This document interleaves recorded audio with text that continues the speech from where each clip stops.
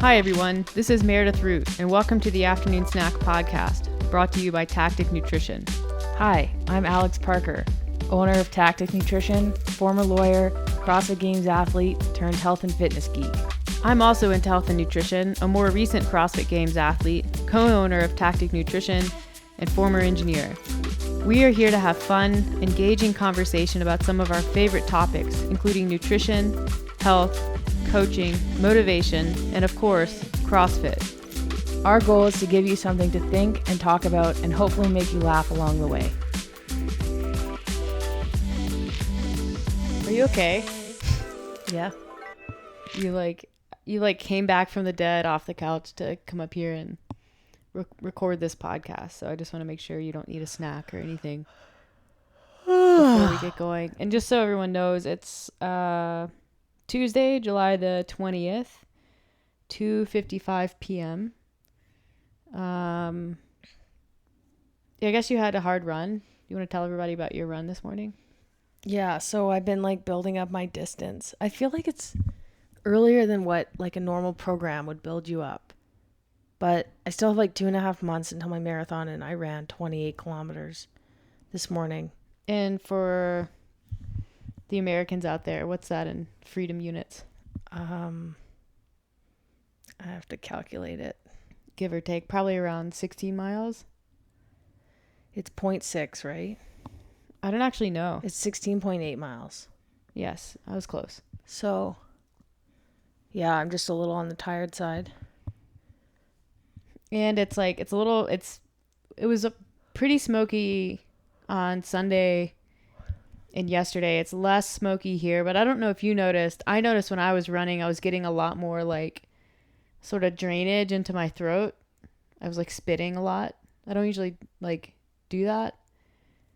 Didn't notice. Maybe that's just a me thing, but it's definitely still a little bit smoky. Yeah. Here, I feel like it rained a little bit, which helped kind of get it out of the air, but I still noticed it a bit. Yeah. I feeling good though. No, that's good. No issues. What was your pace? 4:58 per kilometer. So that's around 7 something. 50? Yeah, probably just under 8, if I had to guess. And so that's gonna be that's your goal pace, right? For the marathon? Yeah, I need to be sub 5 to achieve my goal. So. Sub 5 minutes per kilometer, which is a sub 8 minute mile. Yeah, I think so. Yeah, that's quick. You look good out there. I did a much shorter running workout. I had 5 sets of 2 kilometers at my half marathon pace with 2 minutes between each. So I kind of just ran back and forth. Yeah. But so you were done. I was done way before you were.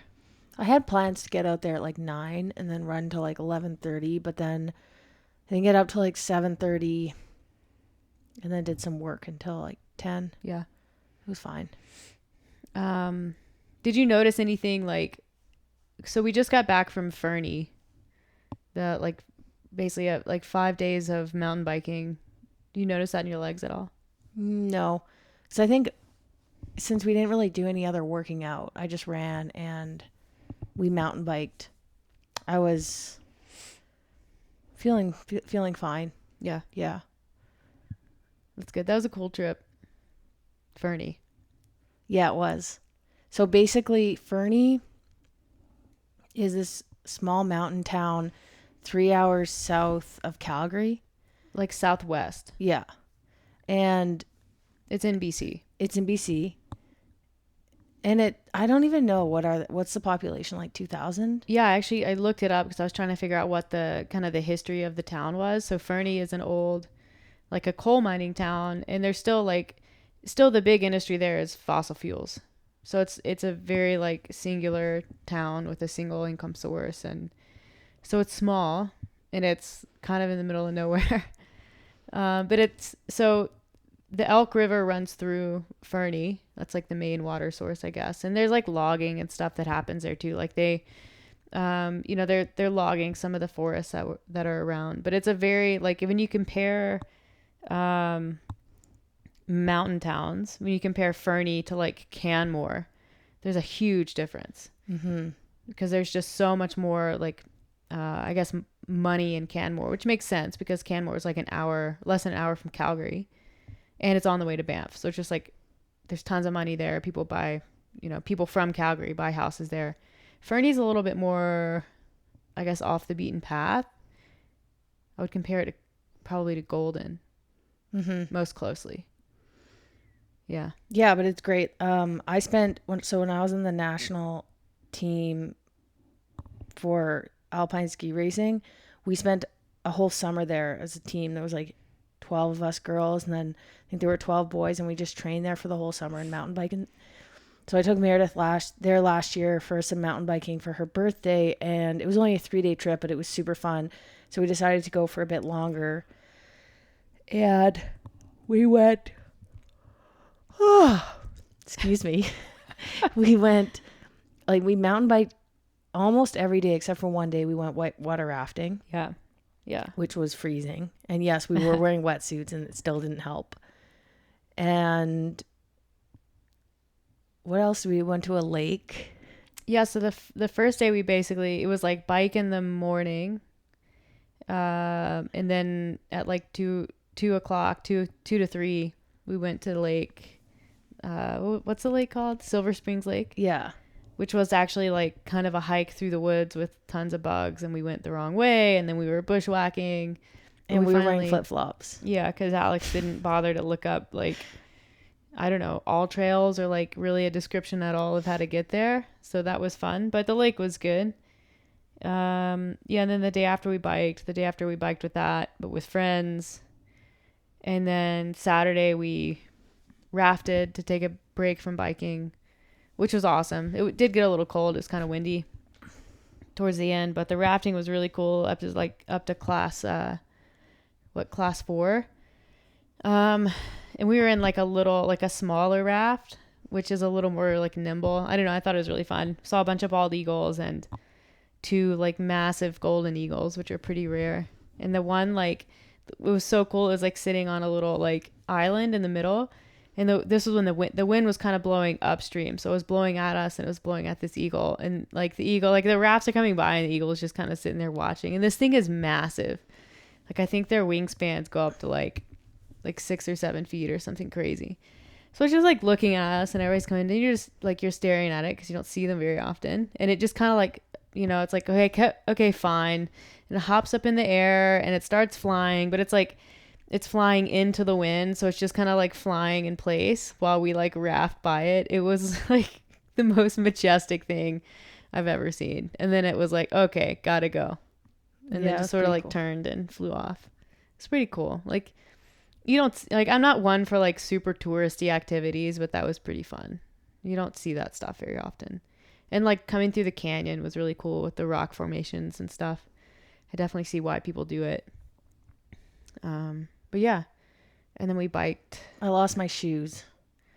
So I wear these old Nano 8s, the really comfortable ones. They're old. Like I can't use them for CrossFit anymore. They're kind of punched out.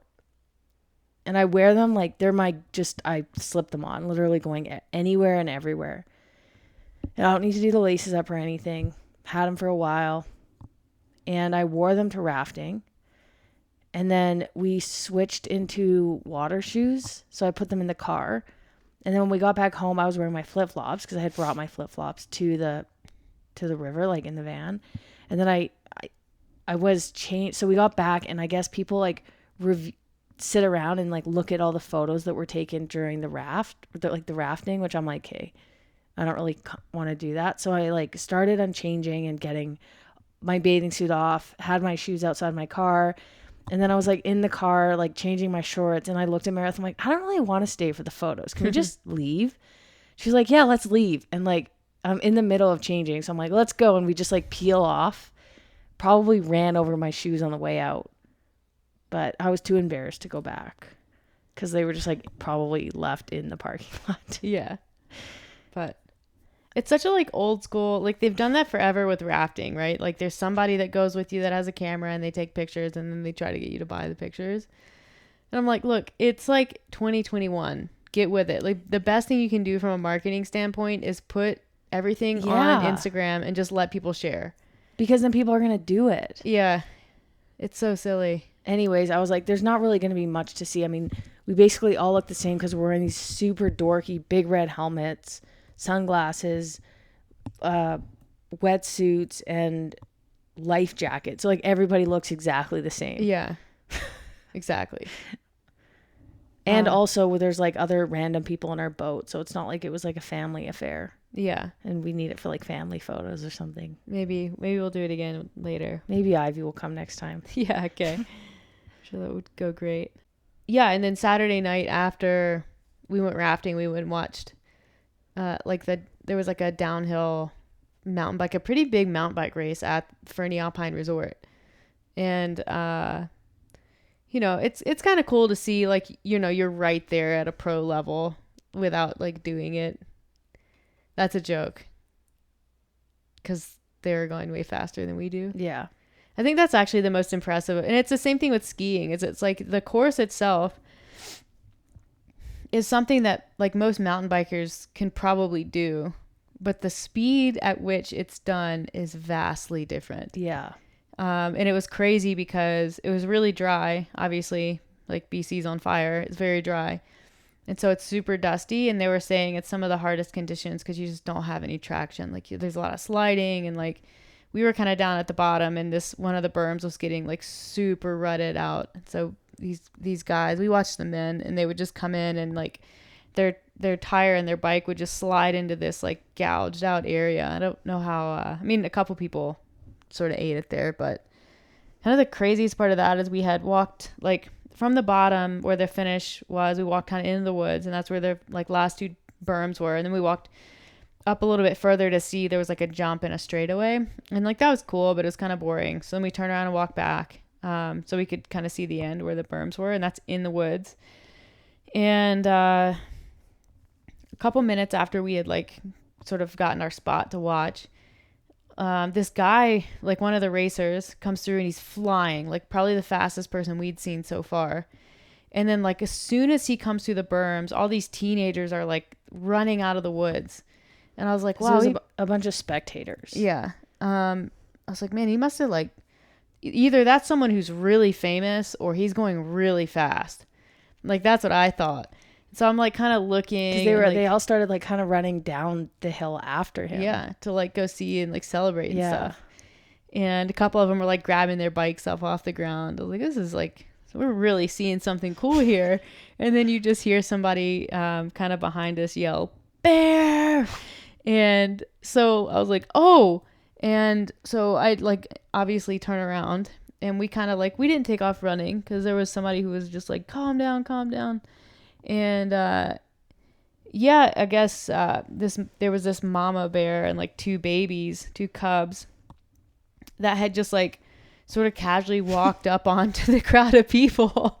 And I don't know if she kind of like, like huffed at one of the kids or charged them to get out of the way or something, but obviously freaked them out. So they took off running, but we saw them kind of through the woods and they were just walking by, which was pretty cool. The babies were really, really, really cute. They're just like little balls. And they're just kind of like beep bopping right behind mom, who's, leading the way. But it was cool. I haven't actually seen a bear since I've been here. So like that was the first one. And it was brown, but it wasn't a grizzly bear. It was just a black bear that is brown. It's a weird naming system when you can have a brown black bear. But that was she was probably maybe like 30 or 40 meters away, would you say? Mm-hmm. Pretty cool. Close enough. That's close enough. Mm-hmm. But yeah, so that was kind of not the highlight of the trip, but a neat thing that happened. So anyways. So the trip to Fernie kind of spurred the topic of this podcast, because Meredith doesn't really track her food anymore, and we'll talk about that. I still do, but I took the week off tracking.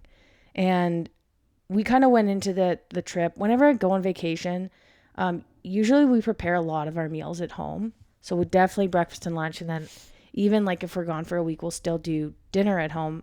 We usually stay like in an Airbnb. But this trip was a little different. We just were like, you know what? We're going to bring enough for kind of breakfast and then plan to eat lunch and dinner out because we were out and about mountain biking and there were some healthy spots and things like that. So, um, and I have a lot of clients who go on vacation and they don't want to track, and that's totally fair. And we talk about ways that they can kind of stay like on track without having to track or having to prepare all their food and just make healthier choices so that they come back from vacation and they've enjoyed their time there and the restaurant food and time with their family, but also, don't come back feeling like they were completely overboard and gained 5 pounds and things like that. What I noticed, and it has been a while since I've done something like that where I've eaten at restaurants a lot, and I always choose pretty healthy foods. Like at lunch, we had like a salad and with chicken and a cookie and then a smoothie. And then at dinner, I ordered, like we had sushi one night and then we ordered we were kind of eating pub food. So I would get sweet potato fries and then kind of like a chicken noodle salad. And by the end of each day, and like I was eating carbs and stuff during our mountain biking ride, and breakfast was the same as always, oatmeal and chicken sausage. By the end of the day, I was like, I literally have no idea how much I've had to eat. Like I feel fine and I go a little bit by feel, but it's hard because you're out and about and you're eating different foods at different times. You really have no idea how much you're eating. And you especially, like for me, I was definitely not eating enough protein. Like normally like 140 grams, like I barely was probably eating like 90 just because the protein portions are pretty small when you eat out at restaurants. So anyways, I was talking to Meredith and I was asking her, like, and we get this, we have people who will say like, I don't want to track my food. And I was asking her like, why don't you track your food? Like, what is it that why doesn't a person want to track their food? And like, you'll say, well, why not? And it's, the answer is like, those sometimes like, I don't want to be on my phone, or Yeah. tracking is hard. Like there are multiple reasons, but we're going to kind of like look into the question of like, well, why doesn't somebody want to track their food? When do they not need to track their food? And like, what is the vehicle of tracking, I guess? Well, for me, so like since you posed that question again, like in my mind, there's a big difference between like my decision making process and the decision making process of like people who are just starting out. Like it's not that I don't want to track macros, it's that I don't have to track them. And there's a few reasons for that. Number one, because I tracked my food for many, many years. I can pretty much track it in my head without having to put anything into an app. So like I could probably come within 10 to 15 grams estimating of like what, like that's my estimation and what is reality. Like that's how close I can probably get. And then the second reason is partially because you track your macros, and it's because I know what your macros are, and I know like we eat it, like 2 out of 3 meals are the same for us. I can pretty much assume that if you're hitting your macros, I'm hitting my macros, as long as I eat a little bit extra here and there, because I eat more than you do normally. But that's a big, like, it's not that I don't want to. If I wasn't as experienced or I didn't have you, I probably would. Like, because I want to still be on track. I want to still be in control of my food, but like tracking macros is simply a redundant tool for me at this point. So I don't do it because I don't have to do it. Mm-hmm. Yeah. And that's a big difference. Yeah. So when someone says like you get and we're not calling anybody out. I mean, we see this time and time again. You get the like, I didn't track, but I ate the same thing. Or I ate well. And I'm like, okay, you've been tracking for like 2 months. So, or that like, oh, I'll go back and I'll log my food. And like, I don't want to be skeptical of people, but I know it's really hard to do that. Well, they've done like dietary recall is a really, like we are as human beings really bad at that. Like 30 to 40% underestimation Typically, that's what we see. And you even see like people who should be really good at estimating foods. Like they repeated there was a study done back in, I don't know, it's been a number of years now, but it basically is on dietary recall and how large the percent error is there. And the reason why it's important is because, and this could be a whole nother topic, but I'll just spark notes this. The reason why it's important is because dietary recall is used in a number of nutrition research studies. So when you're evaluating dietary habits and intake across like a large population of people to make correlations, they use dietary recall. So it's essentially a 24-hour food recall. And so they did this study to understand what kind of error is inherent to that method, and it's massive. It's so massive, in fact, that a lot of people won't even consider studies that use dietary recall, because it's like, what's the point? So they repeated that study in general population people, but also in registered dietitians. So people who maybe they track their food, maybe not, but they've been in the field, they've done clinical rotations, they've done research, this and that. And even registered dietitians have a significant percent error in dietary recall. So when a client says, "Oh, I'll enter my macros in at the end of the day. I'll do it now so you can see."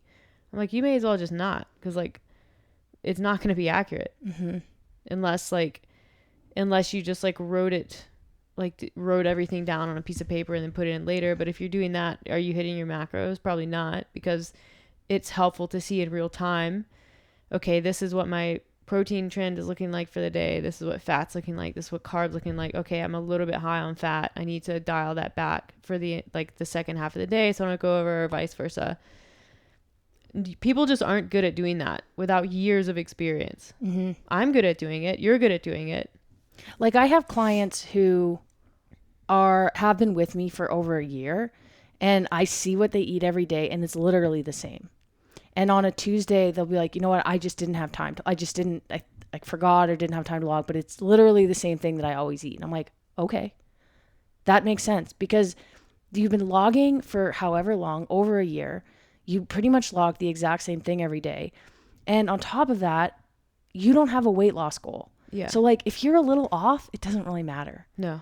But for clients who do that, who I look at their logs and they're different every day, half the time they're not hitting their macros, and they want to lose weight, it's like, you're not doing it. Sorry. Yeah. Like it's highly unlikely.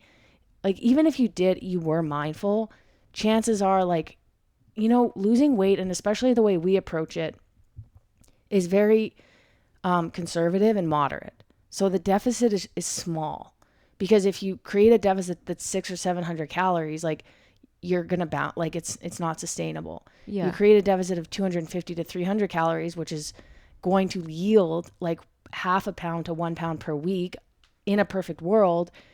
If someone's hitting their macros accurately for a long period of time, that's a really like small margin to mess up if you're not being accurate. Yeah. Like if you're snacking a little here and there, picking at your kids' food, I mean, we've talked about this, it adds up. If you're like at a restaurant and you log like, you have a hamburger and you have no idea how that hamburger's cooked, and you have fries and you have no idea how many fries you ate, and you shared an appetizer, shared a dessert, like that's a moderate meal. But like you don't know if that's 600 calories or 1,000 calories. Yeah. You don't. I don't. No. Nobody knows that except for maybe the person who's cooking it, but even they don't care. Yeah. You have no idea how the burger's cooked, how much fat is in the burger, how much cheese is on that burger, how much mayo, if there's butter on the bun. Yeah. Like, no idea. And so when someone says, this kind of brings me back to my point, like when someone says like, I don't want to track, it's because stuff like that, like tracking requires you to plan ahead, find foods that are trackable, make the foods yourself, and also like take the time to enter the food in, which really I don't think is a big part, because it really doesn't take long. It's not that they don't want to track their food. It's that they don't want to do all the other stuff required to track their food. Yeah. It's generally like tracking macros for most people. And even if it wasn't tracking macros, even if it's just cleaning up your diet, it requires a pretty significant modification of like eating patterns for most people, eating behavior. So even just making all your food at home. It's not even just eating behavior. It's the way you grocery shop. Yeah. It's making a list for grocery shopping. Some people don't do that, and that's fine. But like, if you want to reach your goals, like you kind of have to do that. Yeah. And like tracking is kind of the end goal. Like you have to do all those things to accurately hit your macros. Yes. And so we use macro tracking. Like when someone starts out, we don't expect perfect macros by any means, because there is such a big adjustment in order to have perfect macros. And ideally, if you can track your macros and get to the point where you're hitting them consistently, you've changed your entire lifestyle. Yeah. And that's what is required in most cases, a good amount of the time, to live like a long, healthy life and be like lean and like, yeah, that, to achieve the goals that most people set out to achieve. Yeah. Straight up. Even if you don't have the goal of having a 6-pack or, you know, being a CrossFit Games athlete, like just to live in this world and be healthy, like it requires a really big effort from a nutrition perspective. Yeah. For most people. That's the fact of the matter. If you don't want to put in the effort, then yeah, you're going to be eating fast food. You're going to be eating out. Like you're going to be buying prepackaged meals at the grocery store. And you do that enough and you're going to have absolutely no idea what you're eating in terms of quality, in terms of quantity, and in terms of like macronutrient breakdown. Yeah. So like most people are eating like 60, 50 grams protein a day because it requires planning ahead to eat enough protein especially. I bet you most people eat more fat than they do protein on a daily basis. Just in the average population? Yeah. 100%. I would actually bet that most people eat double the amount of fat that they do protein. Another thing I love about macro tracking, when we have new people start who've never tracked and they start entering in things into their logs, they're like, you'll have people whose fat is like 100 for a female, double what they should be at. Like 120 grams. Easily. And their protein is like 40. Where does that fat come from? I don't know. Like you order what you think is healthy at Starbucks, a Starbucks breakfast. You just grab and go.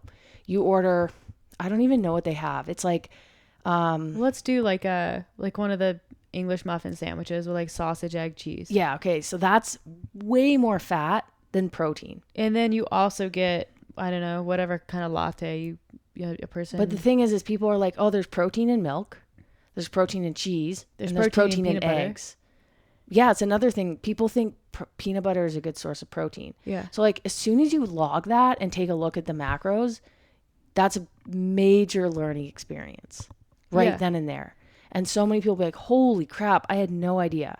So what does that require them to do? It requires them to go to the grocery store, buy eggs and egg whites, buy their own English muffins, buy a lean like chicken sausage, maybe some Greek yogurt and berries on the side. Yeah. And prepare that ahead of time instead of stopping at Starbucks on the way to work. Yeah. And then really take 2 minutes to put it into your phone. So really, like, my point is like the act of tracking isn't the issue. And I will qualify this because I'm sure there are people sitting there like, we are not talking about people who become obsessive about tracking. Orthorexic behaviors, which is when you become very obsessive over like quality of food and numbers, and there's just a whole host of issues that come with that. We're not talking about those people. We're talking about people who are just looking to use macros and nutrition coaching to fix their lifestyle and their health. Yeah. And lose weight a lot of the time. Yeah. So that was just worth mentioning. Yeah, because I mean, it's important to mention that there is, you know, a subset of the population who has no business tracking macros. Mm-hmm. They shouldn't, because it's just going to trigger, you know, a cascade of negative behaviors, thought processes, and whatnot. But I don't think that's most people. I think just like general population, like look around, people don't pay enough attention to what they eat. Period. Yeah. So again, it's like it isn't the tracking. It's sort of what the tracking means from a lifestyle perspective. It's like just tracking your food doesn't do anything. Doesn't solve any problems. It's not the tracking that makes the change. It's the changes that you make in your lifestyle, to your habits and to your behaviors that make the change. Because we have people, you've had those clients, I've had those clients where, you look at logs and it's like, what has happened here? And it's just like McDonald's logged. It's like Starbucks. It's all this like fast food. I'm like, well, kudos to you for logging this, but nothing's going to happen here until you stop doing that. Yeah. Do you ever get those people, like, when you've had them for a while? Like, they just... Yeah, I think when people fail, like, this is the tricky part, right? And I hate using the phrase, like, it's not a diet, it's a lifestyle. But, like, that's kind of the goal, right? Is to braid these things into the way that you live your life so it becomes less of an effort. Like, I don't have to think about... Like, I don't have to practice restraint not going to fast food restaurants. I don't go to fast food restaurants. You don't either. I don't have to worry about, like, oh, I'm just going to stop at Dairy Queen. Like, I don't have to worry about that because I don't go to Dairy Queen. Like, maybe once in a blue moon we'll stop and get something like, a Frappuccino or something for a treat. We have Chick-fil-A once in a while. Chick-fil-A, yeah. But it's not, like, that is not part of our normal behaviors. Like, that's not something that we do. So when someone who does do those things on a regular basis, when they just cut it off and they say, okay, no more. Like, I'm not going to go to Dairy Queen. I'm not going to go to McDonald's, period. End of story. Not going to do it. How often do you think that works? It doesn't work very often because it's too aggressive. Like, if someone's getting fast food 5 to 10 times a week, it does not make sense for them to get fast food 0 times a week. It makes sense maybe to cut it in half. And just doing that, you're going to, like, that person's going to experience a positive change. And they're going to retain, like, this behavior that they've had for a long time. Like, really what that's required. People are like, oh, I'm going to cut out fast food. It's not like cutting out alcohol, where you can literally cut out alcohol and you're fine. Yeah. Cutting out fast food means if you cut out 10 meals, or let's just say 7 meals, that's probably like once a day. Sure. It's easy to just drive by a McDonald's. But what that means is you have to have food at home.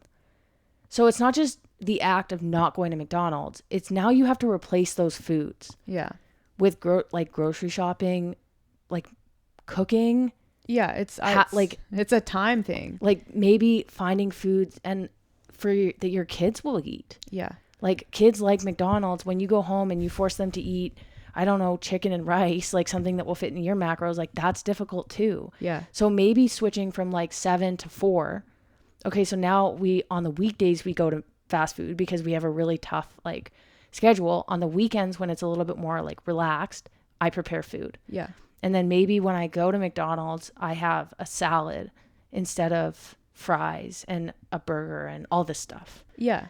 So there's easy ways, I think you're right, to like incrementally change things. Yeah. But what I was going to say is if those things are not incrementally changed or, kind of woven into the way that a person lives their life, it's just not sustainable. So what you see is like everything looks fine and dandy for, I don't know, let's call it 2 months. And then all of a sudden, like, boom, there's McDonald's. Boom, there's McDonald's the next day.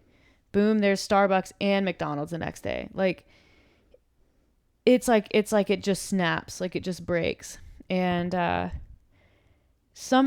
part of that is, a self-awareness thing.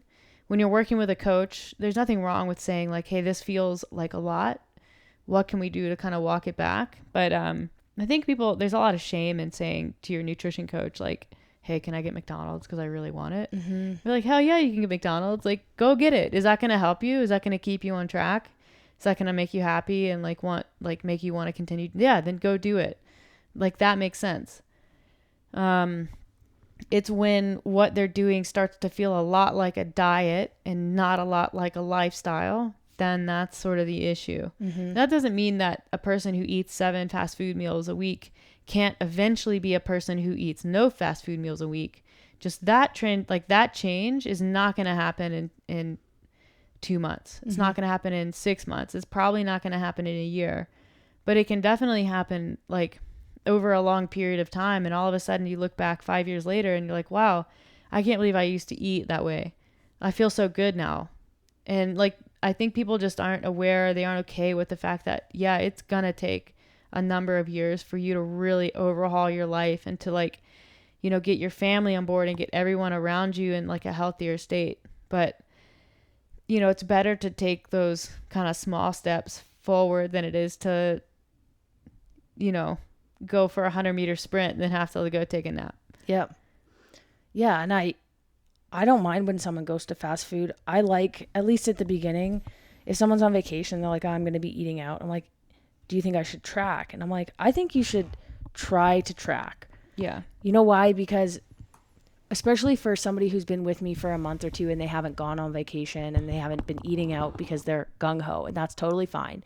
When they go to McDonald's, they're going to see what they've been doing on vacation previously is eating at, and we're just using McDonald's like as a, it could be really anything.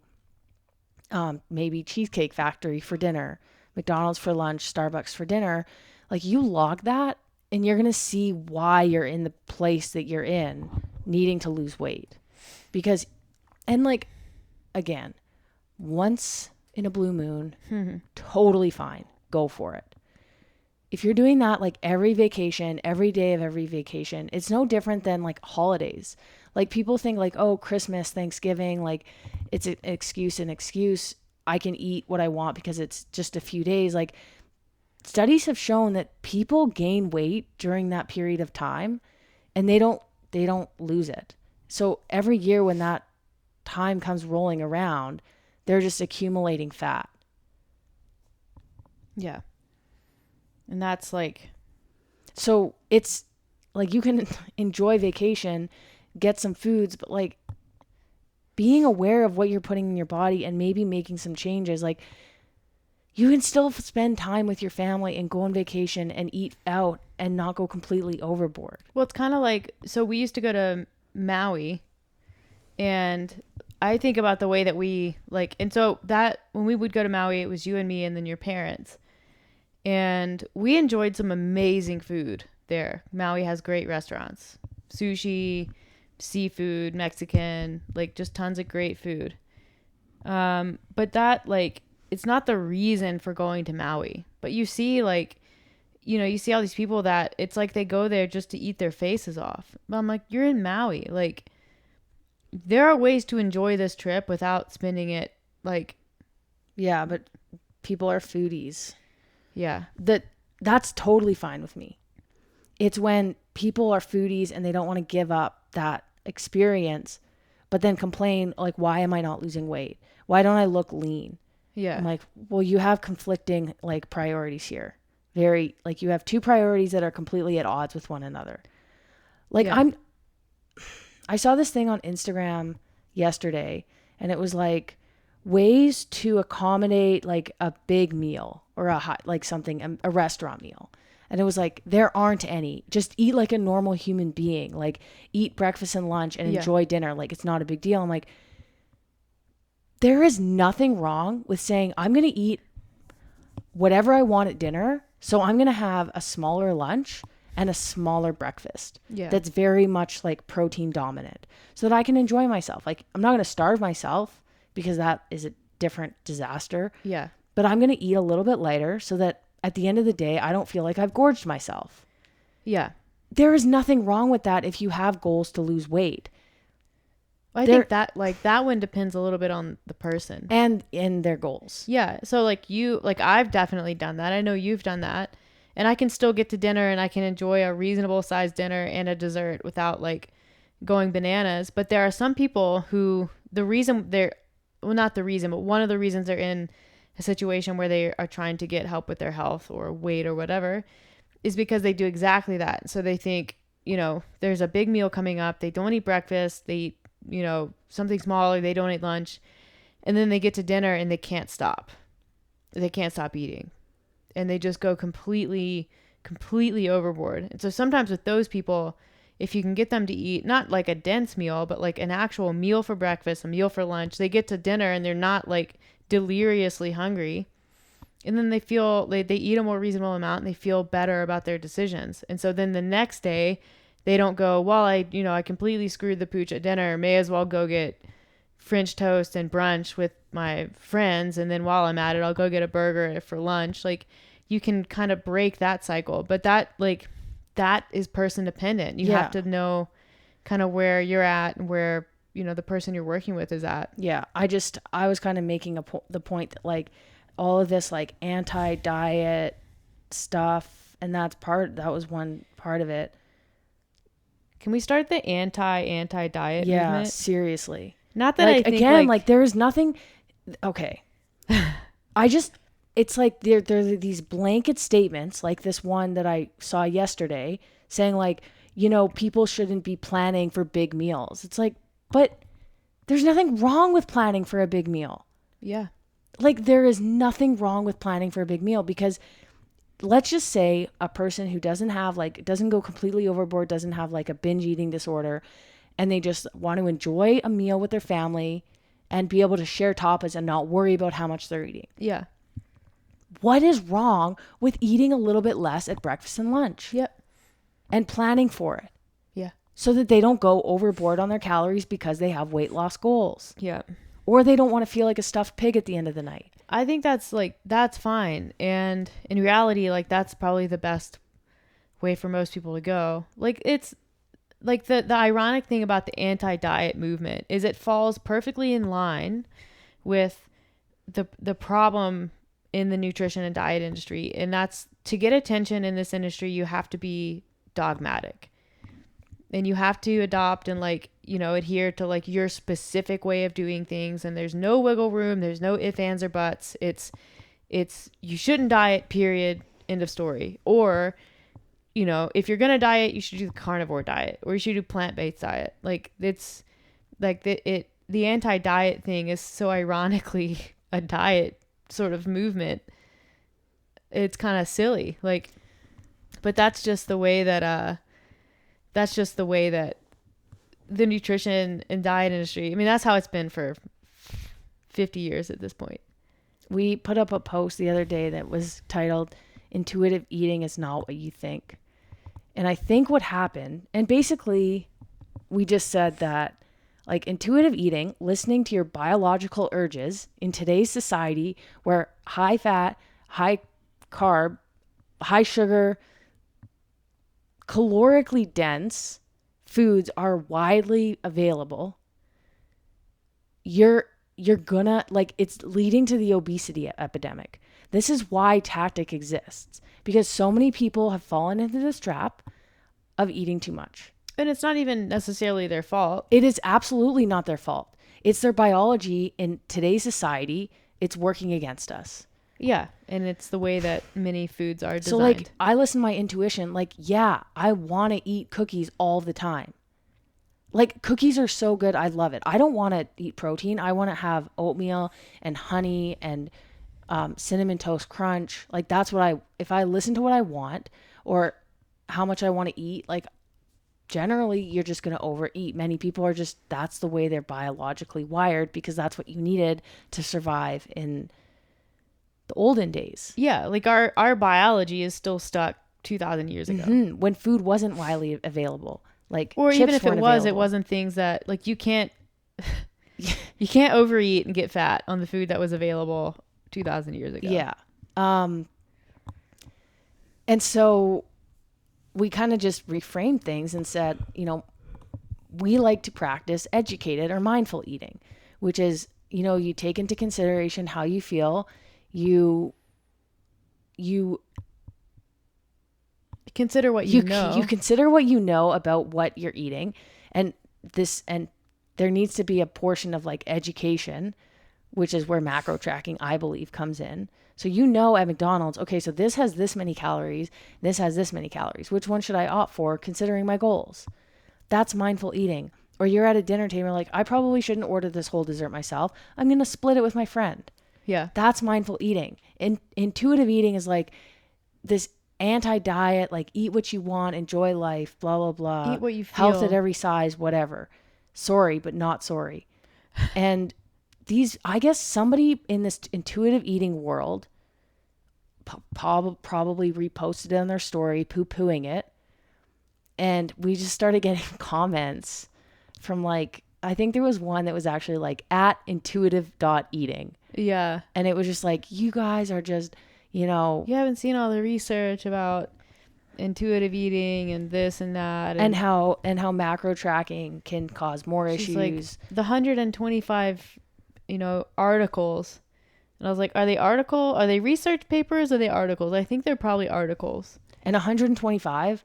That's not very many. Like there are probably many, many more articles on the fact that people doing whatever they want in regards to nutrition and not being educated and not being mindful and not having any semblance of what they're eating is causing actual issues. Yeah. And there's way more evidence supporting that statement. Exactly. So anyway, but yeah, I think my time in Fernie, I was mindful, of course, but as somebody who's tracked for many, many years and still tracks on a pretty consistent basis, I was like, it kind of made me think, like, when my clients say like, oh, don't worry, I was mindful. I'm like, what does that mean though? Yeah. Like, I guess maybe I just need to start asking more specific questions, like mindful how? Yeah. Like what did you order at this restaurant and why? Yeah. And they probably will, like some people probably do have good answers, and you'll be like, okay. Absolutely. Yeah. And then other people, it's, maybe they'll waffle and they won't have a good answer. And then it's like, well, do you actually think that like you were mindful and you made the decisions that you wanted to, or, do we need to work on maybe building the base a bit more? Yeah. And to be clear, it's not like I'm super skeptical or like, I think all my clients are out being bad when they're not tracking their food or they're lying to me. That's for sure not the case.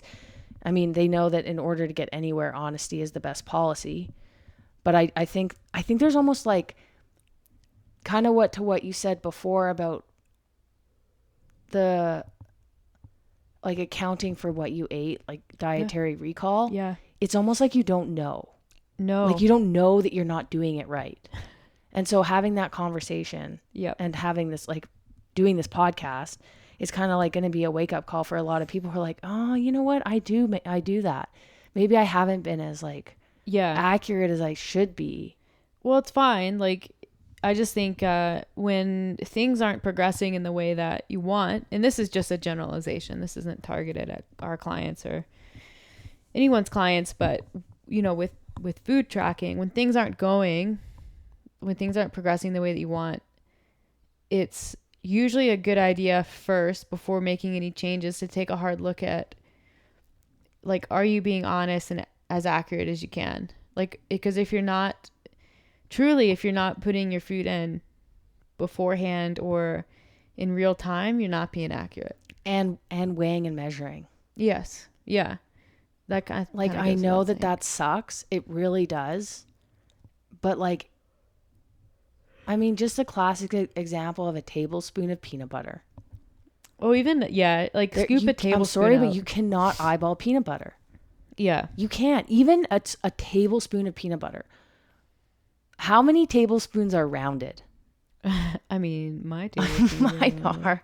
But like, that's why I use a scale. Yeah. Because like 15 grams look a lot different on a scale than they do on a because all of a tablespoon. sudden your tablespoon is concave and there's nothing sadder than a concave tablespoon. Yeah. So my pro tip is, when you weigh peanut butter, don't use a tablespoon. Just you don't have to see it. Put your piece of toast and then put your peanut butter on top. Yep. So yeah, like weighing and measuring is pretty important. And yeah, like, I mean, again, we've posted about this before, but like, weighing and measuring your food is not natural. We are not saying it's natural. Yeah. But the world that we live in is not natural. Walk down any grocery store aisle and that will answer your question. Try to read pick up a bag of chips and read anything on the nutrition label. Like, You I'll think give that's you, natural? if you can pronounce all the words on the ingredient list of potato chips, and like, I'm talking like Ruffles, I'd be impressed. Yeah.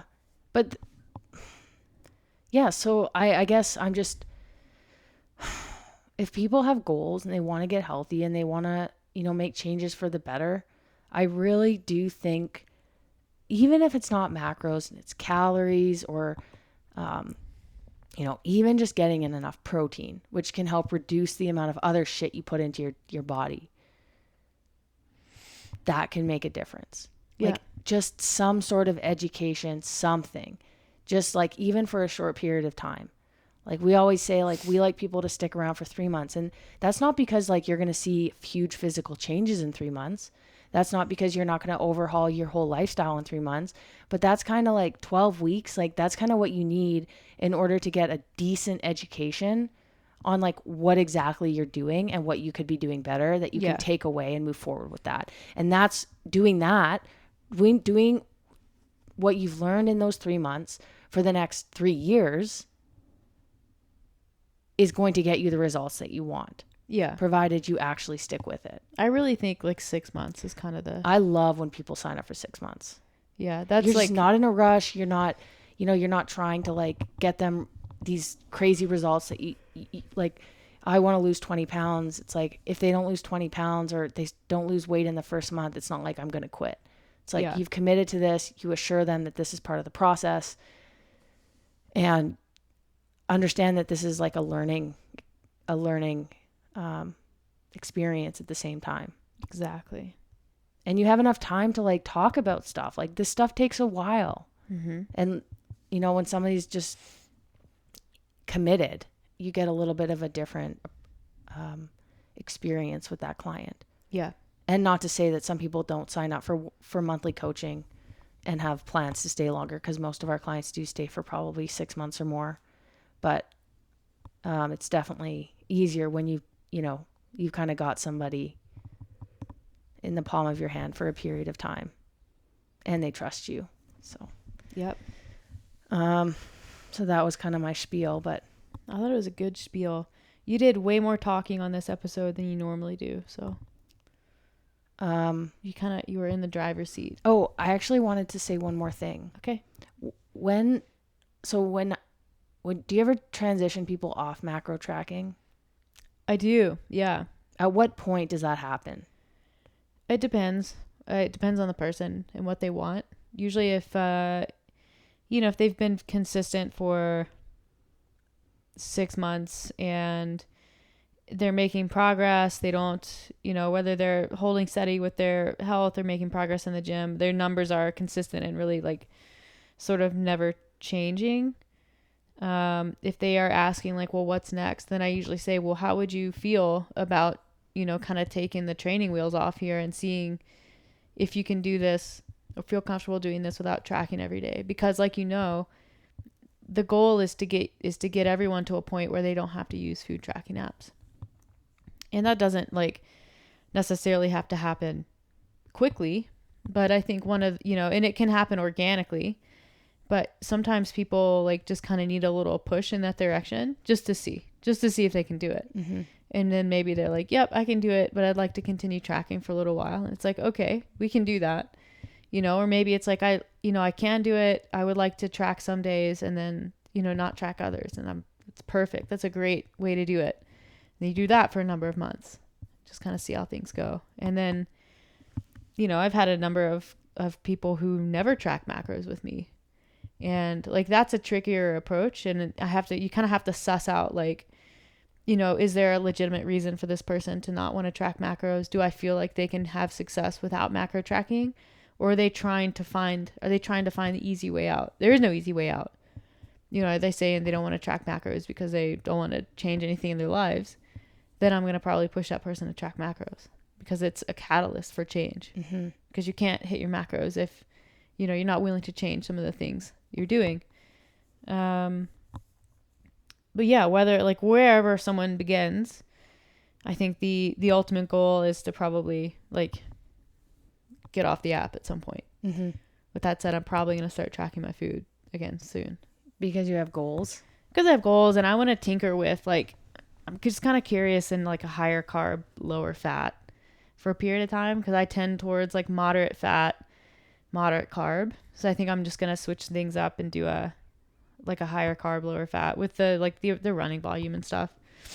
Kind of go traditional sort of endurance type athlete nutrition and see what happens.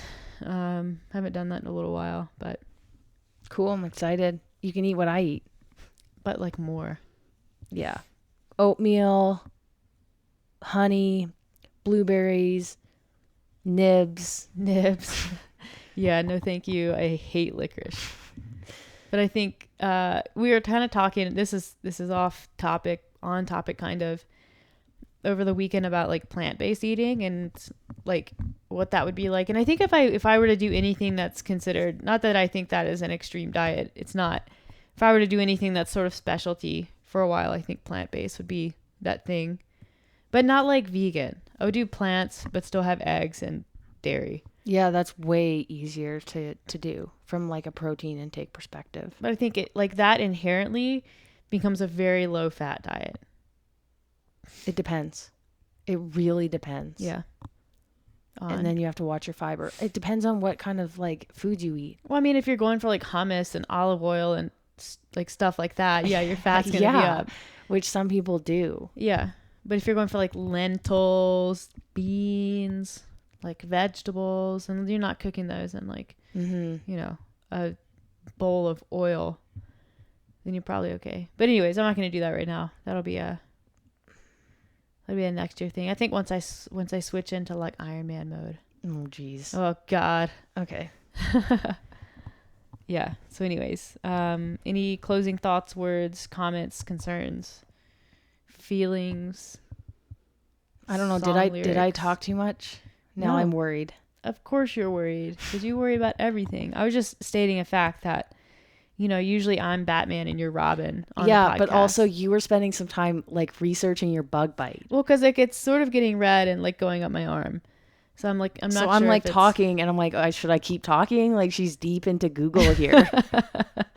You know, I was listening and like this, I know you wanted to do this topic and had your talking points. So I was like, I'll just be the sidekick today. I think it worked out. It was good.